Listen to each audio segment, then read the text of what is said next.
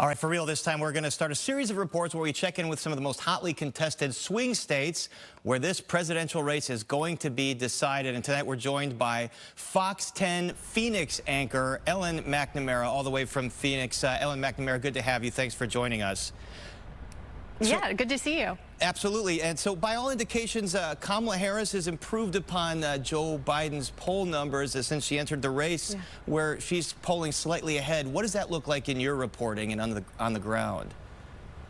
Yeah, so, when Joe Biden was still in the race, Trump was basically kind of guaranteed a win here, according to polling anyway. And Cook Political had basically given Arizona to Trump, said that it was going to lean Republican. But once the VP became the nominee, then she started to inch up. And Cook Political has now made Arizona a toss-up. So it is all back in play now once again.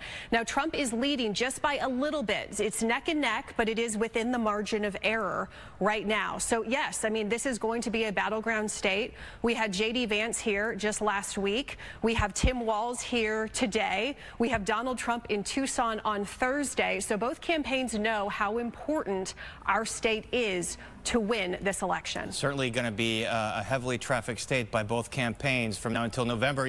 We've read the reports that the former president and his allies are already laying the groundwork to perhaps challenge or even intimidate voters and poll workers in states like Arizona. How is the Secretary of State preparing for that, and are election workers concerned about that? We haven't heard about concerns just yet. I do want to be clear. We just heard from the Maricopa County officials just this week, in fact, kind of giving us a preview, talking about what we can expect with the general election.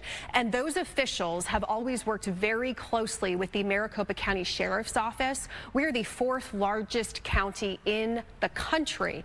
And we know, you guys probably remember in 2020, all eyes were on Maricopa County. There were protests, potential riots. People were worried about that. So I think that based on what happened in 2020, there have been a lot of places where they have improved upon, but also just like they've learned, they've learned how to maybe we can respond to this in a better manner. And so the Maricopa County Sheriff's Office, like in 2022, when we had the race for the governor, they held a press conference. They were out in full force. They were out at every polling place, showing that they were there to provide assistance if needed. 2022 was okay. We didn't have any significant problems. So we're hoping that that is going to be the case in 2024 as well. Certainly Maricopa County, one of the most watched counties in the country. Give us a sense here in Chicago how the situation at the Arizona border with Mexico plays into the politics of Arizona residents and into this race. Yeah, I mean, it is such a crucial issue, and we've heard from people all across the country, even people in New Hampshire, say that the border is one of the #1 issues that they're voting on for this election. And here in Arizona, we are a border state. It is incredibly important, and that is why Trump continues to do so well, because people believe that he and his policies are what's best for our country when it comes to the border. Now, the border is going to be on the ballot in November, and there will be a measure on the ballot that if it should pass, it would give local law enforcement the ability to arrest anyone who crosses the border illegally.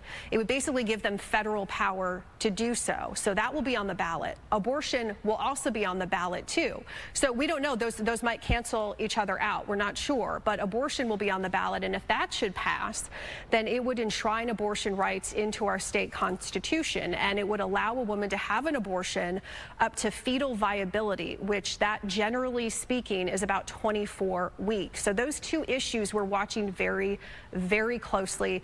We've had, I mentioned those campaign visits. We've had stops at the border, because the border is such an important issue.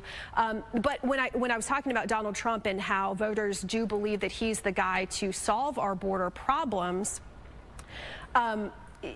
there's also talk on the Democratic side about the bipartisan border bill, and why was that not passed? So, there's going to be some of that, and I'm sure we're going to hear about that in the debate tonight, where the Trump policies were better for the border and border states, and then the Harris campaign is probably going to talk about, well, hey, we have this deal, and you didn't want it to pass because you thought it might be better for your campaign. So we will hear about that more tonight during the debate. So I'm sure Arizonans and your staff are going to be watching this very closely. abortion, immigration on the ballot and certain to come up at the debate tonight.